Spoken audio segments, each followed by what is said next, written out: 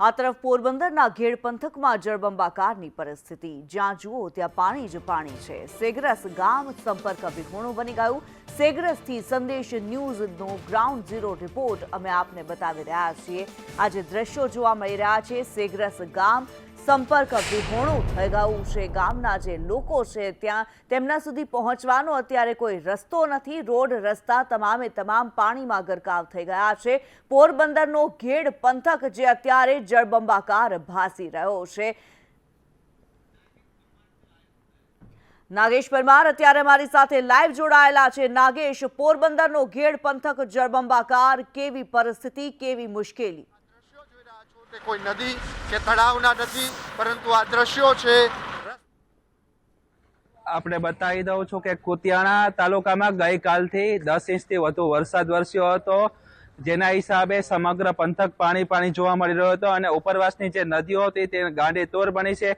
હું તમને દ્રશ્ય બતાવીશ કે આ ઘેડ વિસ્તારનો દ્રશ્ય છે કે જે મેન મુખ્ય માર્ગ છે કુતિયાણાથી ઘેડ વિસ્તારને જોડતો 22 ગામનો રસ્તો છે। આ 22 ગામ સંપર્ક વિહોણું છે। અત્યારે અહીંથી કોઈ પસાર થાય તેવી પરિસ્થિતિ નથી, કારણ કે રસ્તાઓ ઉપર 5 થી 6 ફૂટ જેટલા પાણી ભરાઈ ગયા છે। સામે આ બધા ખેતરો છે, બંને સાઈડ ખેતરો છે।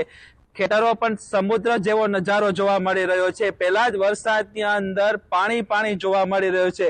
સાથે અહીંયા પોલીસ બંદોબસ્ત ગોઠવી દેવાયો છે। ગઈ રાતથી આ રસ્તાની અંદર કોઈ આવક જાવક કરી શકે નહીં, એ માટે રસ્તો પણ બ્લોક કરી દેવાનો છે। પોલીસ સુરક્ષા મૂકી દેવામાં આવી છે।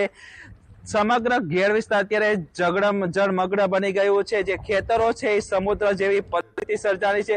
તંત્ર પણ ખૂબ એલર્ટમાં જોવા મળી રહ્યું છે, પરંતુ જ્યાં નજર જોવો ત્યાં માત્ર પાણી જોવા મળી રહ્યું છે અને હજુ પણ વરસાદ ચાલુ છે આ વિસ્તારની અંદર।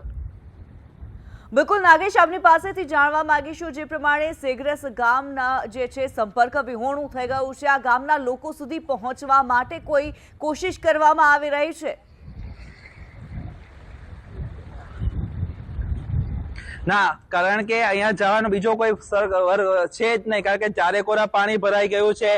ઘેડ વિસ્તારમાં મૈયારી, ધરસણ, આંબેપુર, કવલકા, કળેકી આ વિસ્તારો છે જે સંપર્ક વિહોણો છે, ત્યાં કોઈ પહોંચી શકે તેવી કોઈ પરિસ્થિતિ નથી, કારણ કે જો હોડીની મારફતે લેવાય, પરંતુ જે ખેતરો છે, વાળો છે તે આડી આવે છે, એટલે ત્યાં કોઈ છે જ્યારે પાણી ઉતરે ત્યારે જ પરિસ્થિતિ છે। ઘેડ વિસ્તાર રકાબી જેવો આકાર હોવાને કારણે દર વર્ષે આ જ પરિસ્થિતિ સર્જાય છે અને 2-3 દિવસ સુધી ગામ સંપર્ક વિહોણું જ રહે છે।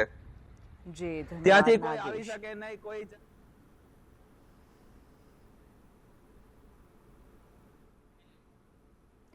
ત્યારે દ્રશ્યોમાં જે આપ જોઈ રહ્યા છો પોરબંદરનો ઘેડ વિસ્તાર કે જે જળમગ્ન થઈ ગયો છે।